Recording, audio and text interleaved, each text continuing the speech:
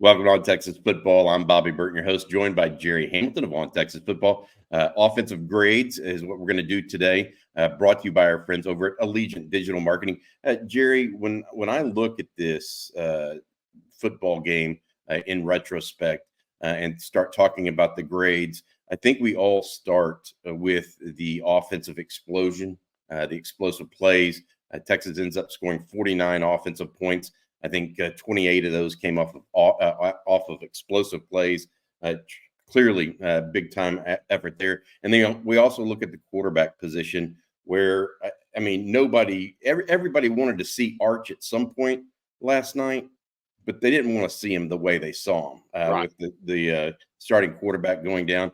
Let's start just overall in your sense of how this team, really took on the offensive identity of Quinn at the start, and then how it kind of morphed into Arch later. What were your thoughts on that?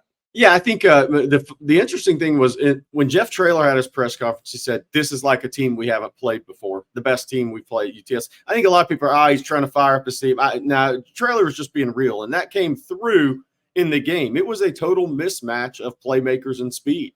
I mean, and Denver Harris, the one-time five-star corner from UTSA, can really run, and you wouldn't know it in that game. I mean, Texas speed is absolutely a difference maker, and it's real. And that game, to me, Bobby, showed why teams have paid so much respect to it in the first two games of the year. Because Isaiah Bond, I don't know what he hit on the analytics on that touchdown run, but it looked like he's going to run in the high 4.2s at the combine. I mean, he was a jet pack after that catch. Ryan Wingo, downfield ability. I think you said 10 players had an explosive play in this game. Even, Arch on the QB run was a real explosive quarterback run play. Colin Page had a 15-yard plus play. I mean, you just go down the list. Jonte Cook on the screen. Matthew Golden on the slant, where he pulled off a really tight spin move, accelerating, got 20 yards on that play. You're seeing the speed as a whole of this Texas team, especially on the offensive side, really show why teams have respected it so much the first two games. And I'll say this, they did it, and Jaden Blue didn't even play. I mean, Jaden Blue had a field day with UTSA. Oh, my goodness. No doubt. I'm looking at it, and just until Trey Owens came in the game, just for offensive efficiency standpoint, Texas finished with 7 touchdowns on 10 possessions. 2 of those possessions came back-to-back to end the first half, where basically UTSA tried to light up Arch Manning and take everything away. He and Steve Sarkisian, understood what UTSA was going to try to do and counteracted that and scored 4 more touchdowns in the second half. All right, Gerry, let's start with the quarterback play. I mentioned no one wants to see their quarterback go down like Texas did on Saturday night. Quinn Ewers was having a really nice day. He may have injured his thumb a little bit on that interception, but he was 14 of 16 for 185 and 2 touchdowns. It was precision-like. I mean, he was floating the ball. He was firing the ball. He was timely. I mean, I'm telling you, he's getting better in the red zone, which is what we all talked about this offseason. He's getting better in the pocket. He made a nice escape move to hit Trey Wisner in a running back leak play. I mean, just everything about Quinn Ewers was going the right direction. And then he has the abdominal strain or oblique, whatever you want to call that. And in comes Arch Manning. And Arch proceeds to score 2 touchdowns in 3 plays, one of which was a roll right flood play that Sark has called for him 3 times now. He's executed all 3 times. The next was just a blanket zone or typical zone read that he took 67 yards to the house, the longest run by a Texas quarterback since Vince Young. And it's not like Texas didn't run Sam Ehlinger and Tyrone Swoops back in the day, right? So pretty impressive stuff. I gave the quarterbacks the grades overall an A. I didn't give them an A+ because I felt like there was a little stutter there in the middle of the first half, or at the end of the first half. I felt like Quinn Ewers' interception was a bad interception. But look, I'm looking at the numbers. They averaged 13.8 yards per attempt. It wasn't even that's not per completion. That's per attempt. 25 of 32 for 427. It's just it's amazing what Sark has right now in the quarterback room. And Trey Owens comes in. He doesn't look like he's hurting, as far as from a arm talent standpoint or getting the ball off on time, et cetera. He even made some smart plays within it. Sark's got the quarterback room where we thought he did in the preseason and projected it. I gave the Longhorn QBs an A. Yeah, I would have gone A+ if I knew for sure Quinn's thumb wasn't the reason he threw that interception. I think it was. I think we'll hear about that because look, Quinn's thumb, that right thumb was obviously bothering him because he wouldn't high five anybody. He was trying to play through pain with that thumb, and the way that ball came out of his hand did not look like Quinn Ewers. So if I knew 100%, I would give them an A+ because look at Arch Manning. You're gonna get him on a corner blitz. He hasn't, he said in the press conference last night, it felt good to get hit again as a quarterback. Now you probably didn't want it to be on your blind side, but he didn't fumble that ball either, Bobby. First time he got hit in 2 years, he didn't fumble the football on his own 10-yard line or something that could have happened disastrous. But I just thought, look, the Quinn is playing at such a high level. You mentioned it, such a high level. And it's more impressive when you consider that was only the third game he's played with Bond and Golden and DeAndre Moore. I mean, it's not like he's been playing with these guys for 2 years. And it's like McCoy to Shipley, and they've done it a million times. That's not where we're at. So Quinn's play was at a really high level before his injury. And then what can you say about Arch? I mean, look, he has a quarterback run game. Not that Sark's going to call it a lot because he won't, especially now that Trey Owens is QB2, which we'll talk about more in this week, I'm sure. But look, Arch is a playmaker at the quarterback position. That's the one. He's a talent. He was the best player. He was the top prospect in the country coming out his senior year. But he's also a playmaker. The run, the throw to Wingo rolling left. I mean, that's an athletic playmaker throw. How many guys? You watch a lot of college football Saturday. How many other guys made that throw? Well, Quinn Ewers could have made it last week he rolled left against Michigan and scored it through a touchdown too. I agree with you. I mean, He's athletic. He's almost like he's one of those guys that has a lot of different abilities, but he's still not Quinn Ewers. Right. And I think it's fine to go A here. I really do because it was a good performance. There's no doubt about it. It was a scintillating performance at times. When your starting quarterback goes 14 of 16 out of the gate, you throw 9 of the first 10 plays or passes, eight or completions, then you go 9 of 12 with your backup.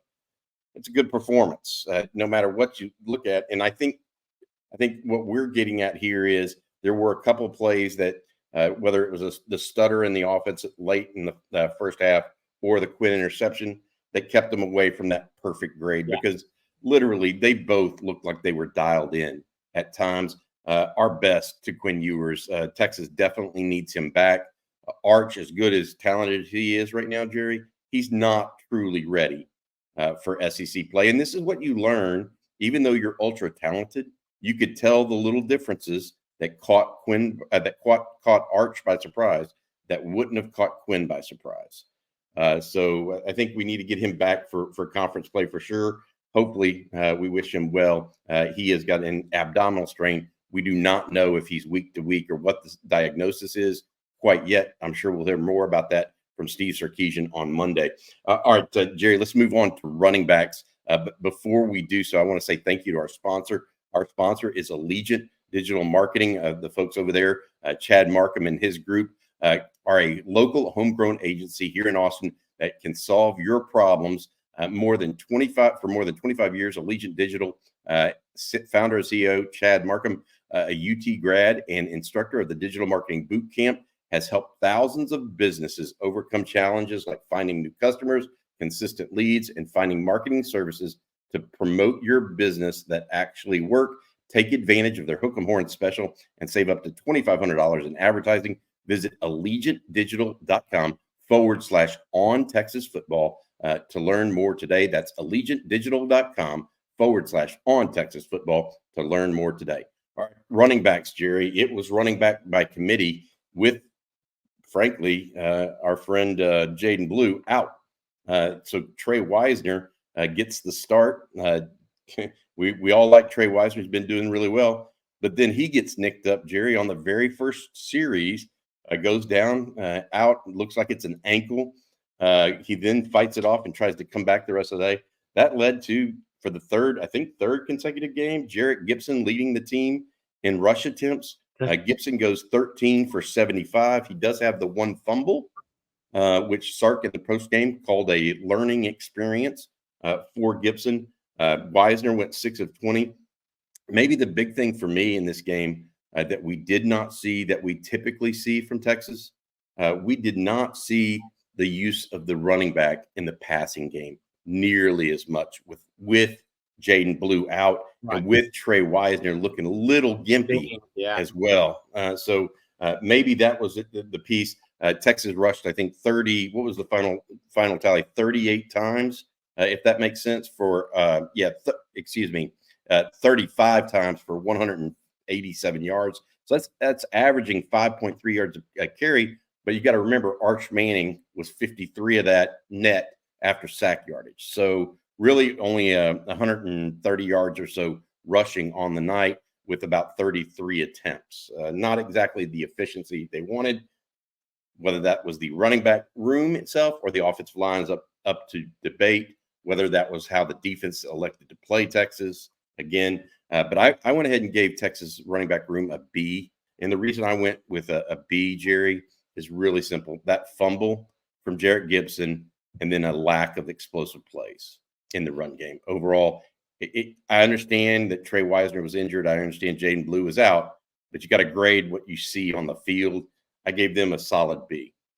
Yeah, I'm in the same boat there because, look, there's also a lack of probably trust in pass protection, which goes into your grade, right? It limits Sark's playbook is many yards, many points as they put up was limited last night.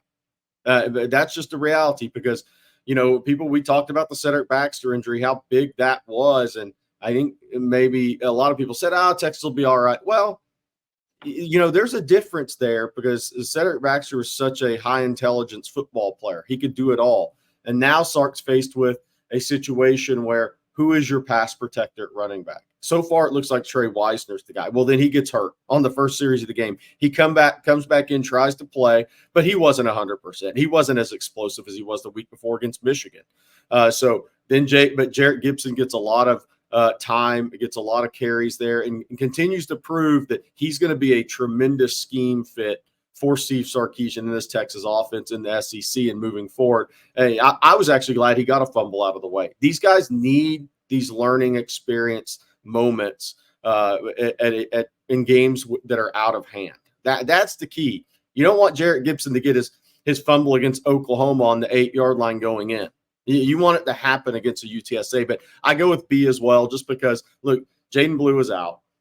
Trey Wisner was limited. What you said, you got to grade what you saw, what you see. They weren't involved in the passing game, and you saw more empty out of Texas because I think there's some questions there in pass protection. Not whether a guy can necessarily do it, but are they trusted enough to do it and not get Arch Manning hurt? Because then you're down to a freshman who's never played, Trey Owens. Yeah, I'm to the point now, right now at least, where Texas is running the ball somewhat effectively, but maybe not up to snuff that you'd like to see. I do think it's personnel related at this point. I will say this. Brian Robeson in the postgame said something very interesting to me. Sark's going away from the maybe typical thought of what a running back is at some level. And Brian Robeson started talking about, think about who the running back is for the Kansas City Chiefs. Yep. Now, Sark looks at Andy Reid, Kyle Shanahan, and Sean McVay. Those are his three guys, maybe Mike McDaniels over at the Dolphins. Guess what they all have? They have smaller backs. Isaiah Pacheco is the running back at Kansas City. Devon Achane is the running back in Miami. They don't have to have big backs to be effective. They have these guys that can get out in space and then make you pay. Texas, I think, has the personnel. I think they will perform better when healthy. Obviously, Wisner dinged up and then Blue just out overall. All right, the wide receivers. This was I'm not so sure this wasn't the best group of the game, and that gives a lot of credit to the quarterbacks, by the way, too.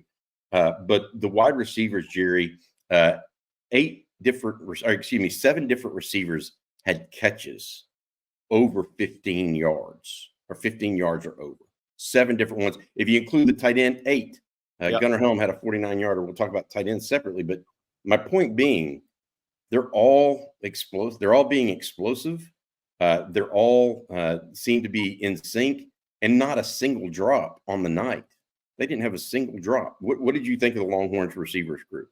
Yeah, it's hard to give somebody a perfect grade because you don't know. There could be, without watching it back 100%, just focus on receivers. There could be 2 or 3 routes that were messed up that led to something, a play missed by Arch or, Quinn early on before he got injured. But let's just say this. Isaiah Bond didn't drop a football. Made explosive play. Matthew Golden is a stud. I mean, he is just a really good football player. Ryan Wingo is a stud. They got to continue to expand the playbook for him as he gets more comfortable. But everybody that Texas tried, Jonte Cook, 2 touchdowns. Really, the screen was a good play for him to get him some momentum, get him going. But then the second touchdown from March was a difficult catch. That was a play where it wasn't a contested with arms catch, but it was an attached coverage catch. And Arch throws it to the back pylon, and you have to react to that ball and haul that in and stay in bounds. I give the receivers an A+. Again, they made explosive plays. You got to go with, like you said, Bobby, what's presented in front of you in the game. And I thought they blocked pretty well in that. DeAndre Moore, good to get him on the board because he has been doing everything to impact winning without the touches at the wide receiver position. So it's good to see him get across the end zone, get 3 touches in that game. So I go A+ because, what more can you ask for from the wide receiver core in that game? Texas scored 56 points, 49 offensive points at over 600 yards. They weren't going to lean on the run game. You knew that with Jaden Blue out and with the injuries to Cedric Baxter and Christian Clark. Christian Clark impacts you in a game like this. So they weren't going to lean on the run game. They were going to lean on the pass game. It's a pass-first team. Sark threw 8 passes in a row to start the game, 7 completions and a touchdown. I'm giving these guys an A+ because they had favorable matchups. They dominated those matchups. Yeah, I mean, look, they also made some spectacular plays. Yeah, I mean, you mentioned the Jonte Cook at the back of the end zone. This is the second of 3 games where Ryan Wingo's made a contested catch downfield. So I look at it, no drops, a big one for me because look, Isaiah Bond caught a 4th down pass from Quinn early in this game that, I'm not saying it should have been dropped or anything like that, but, he had to reach up and get after it a little bit, and he did. Matthew Golden made a nice snatch above his head early in the contest as well. I just think they're playing really, really well, and it's not just 1 or 2 of them. It's the depth. Yeah. Like I said, 7 different receivers with catches of 15 yards or more. I gave them an A+ too, Jerry. I think they completely deserve it. And I'm not saying that they're the best receiver group in the country or anything like that, but they're proving multidimensional and varied. And going to be interesting to see how people defend that going forward. Tight end, I was a little concerned about tight end on Saturday night. Gunnar Helm had the catch down the right sideline, then the hurdle. He's becoming a threat that is just nice to see. I have to say that. I think it's tremendous to watch a guy progress through his career. He's become that. Juan Davis is your blocking H-back. You might want to put an FB instead of that, or a half. Yeah, whatever you want to call him. He's not truly playing tight end very often. He's playing that halfback look where he is just blocking his what off as often as he can, especially on those crackback blocks and the zone, the inside zone plays as much as he can. He's been really helpful in short yardage, in my opinion. Amari Niblack, I'm disappointed in at this point. I mean, he came in most of the 3rd and 4th quarter on Saturday night. He does not look comfortable in line as a blocker. Just does not look like he's comfortable there.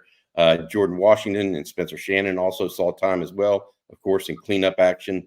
in the fourth quarter. I gave the tight ends overall a B because they did not have a huge impact on the game. I thought Helms' play was clearly the highlight, but I'm a little concerned about tight end depth right now. Who is the inline blocker right now? Because even Gunnar Helm is not ideal at that. Juan Davis doesn't have the length to be an inline blocker, and Amari Niblack right now not showing any capacity to be. Well, that what's interesting about that, and I hadn't thought about until you just brought it up, was how many times did we see Malik Ogbo in a jumbo package last night? Zero. So that told you what Sark knew, that the power run game was not part of the package in this game. Jaden Blue wasn't there. He didn't want to run Jarrett Gibson 20 times in this game. He didn't want to run Trey Wisner 15 times, even if he hadn't dinged his ankle. So, but to your point, if there's one thing on this offense that Texas lacks, and we'll see if it becomes an issue in a game against the Georgia. And I know that Georgia didn't look good, but the emotion of that game will be crazy. Or for against Kentucky, who is good on defense if they're healthy, is there a inline or is there a tight end that can move people in the run game? Because when you get an SEC play, is there going to be a game you need that, and do you have it? So for the tight ends, I'm going to go B because it's almost incomplete, but I'm going to go B with what they were asked to do last night and what we saw. All right. Offensive line clearly has to play a key role, not only in pass protection, but also in the run game. Anytime your offense gets more than 600 yards and 627 yards of total offense, your offensive line probably played well and or dominated its opponent. They did give up one sack last night. That's clear. But I feel like that offensive line is just so steady. They are I don't want to say the heartbeat of the team, because I think that may be moving around a little bit from the skill position players, but I think they're the heart and soul of the team right now, and they're performing like it. I gave them an A- to an A. They weren't perfect. They had part of the reason I'm giving them a slighted grade is because we continue to see false start penalties and procedure penalties that just aren't healthy. Those are going to cost you in bigger games. But look, Texas has the absolute luxury of an elite offensive line unit. Is it the best in the country? Who knows? Would I trade it for many? No, I would not right now. And so my point to you, pretty good, good to excellent in pass protection, and very good, or at least decent in run game. But I want to see them clean some stuff up. This is the third consecutive game where we've seen procedure, especially on the right side between DJ Campbell and Cam Williams. Yeah, so I'm going to go A-.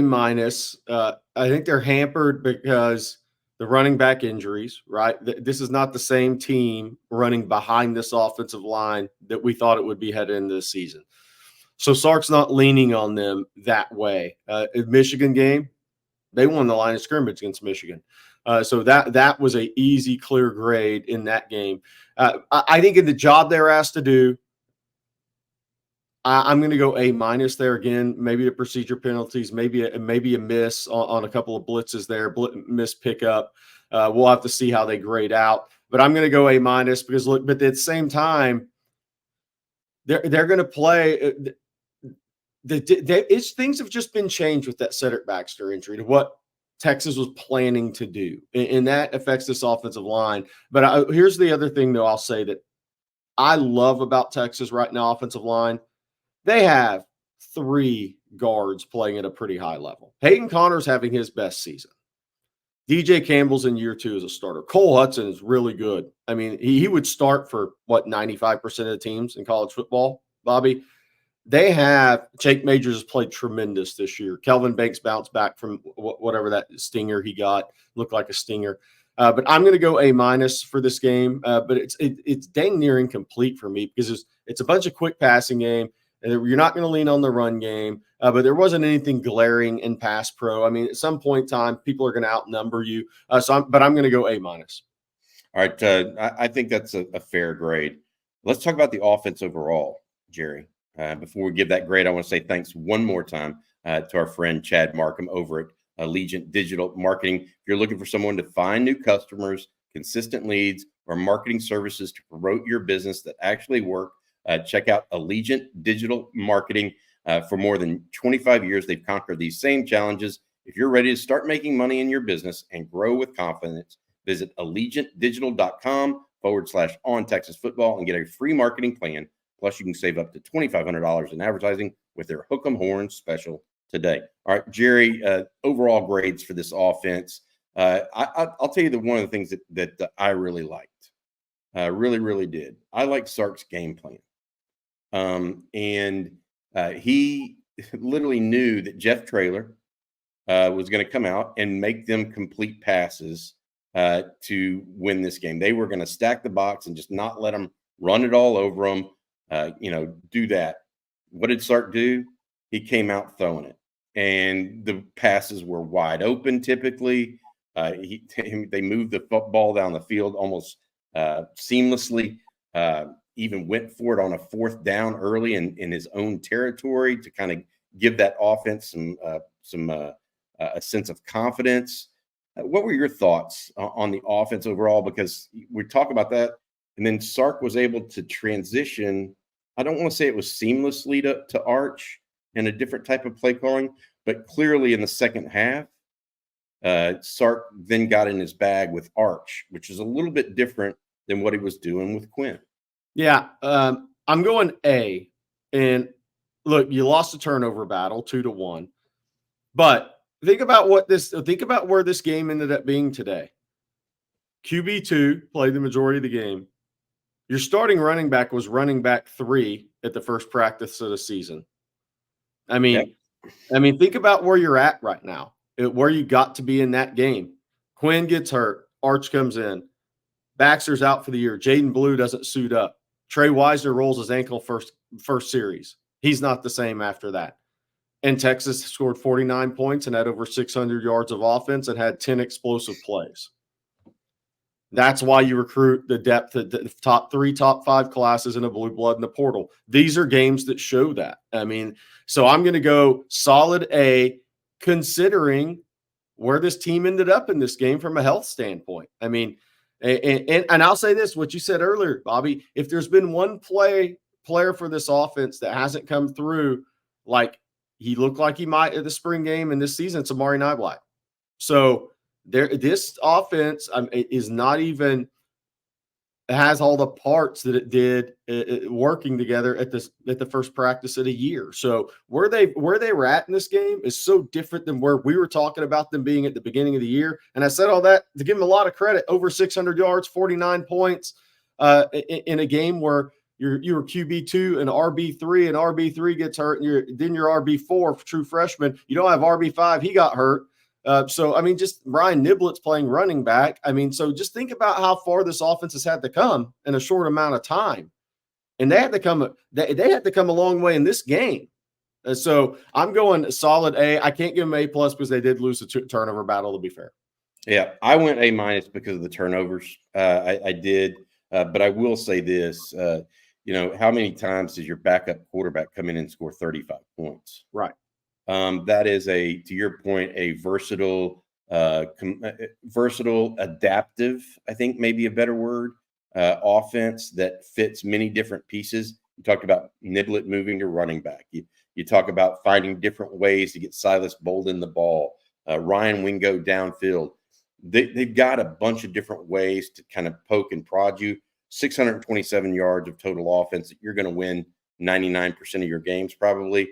Texas did that going away. The defense was great. We'll talk about them later today. But the offense overwhelmed UTSA at times. Yeah. And in games like this, that's what you want to see. Is your offense overwhelming to the opponent? And against UTSA, there is no doubt they were. Yeah. So I gave them an A- only because while they were overwhelming, only because of the 2 turnovers that Texas had. All right, that's going to do it for the offensive grades portion of this. Thanks again to our friends at Allegiant Digital Marketing. Thank you, Gerry Hamilton, and thanks to everybody out there that followed our coverage over the weekend. We still got more to come. Defensive grades come out later today. Then we've got the live stream. And don't forget, Rod Babers has got the second watch with Rod later today. That's going to be some fun stuff as well. For Jerry and our producer, Matt Hudson, I'm Bobby Burton. Hook 'em.